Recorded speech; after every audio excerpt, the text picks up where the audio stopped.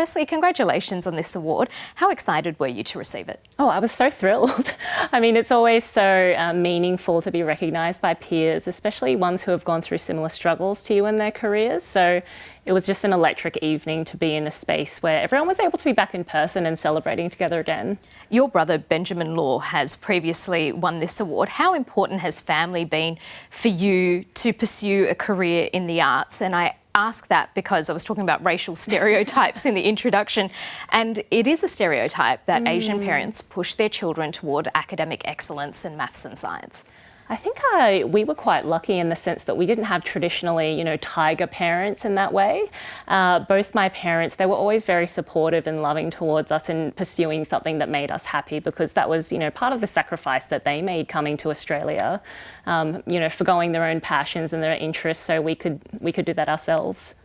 And you want quotas to fix the imbalance. How would that work in your industry, say, opposed to politics or business? Oh gosh, I mean, I suppose they would have to be beholden to a third party who is keeping track of who is in leadership positions. I'm not in sort of a business where I'm able to do that myself. So I think the arts industry needs to be beholden to someone else and keep that going.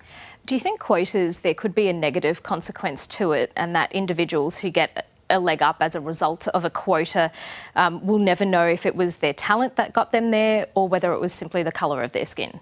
I think that's an interesting question, because I guess the negativity surrounding quotas is this idea that a meritocracy exists, which I don't think it does. I think everyone is playing a certain hand of cards, whatever that might be, their cultural identity, their gender, their sexuality. And so I think quotas, it's really driving us towards more equity.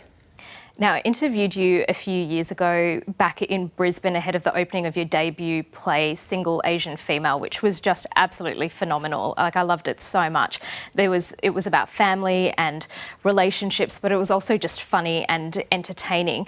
And I remember interviewing you ahead of that, and you said that it was a political work and that actually your whole existence was political because you grew up in the state that produced Pauline Hanson. Do you still feel the same way?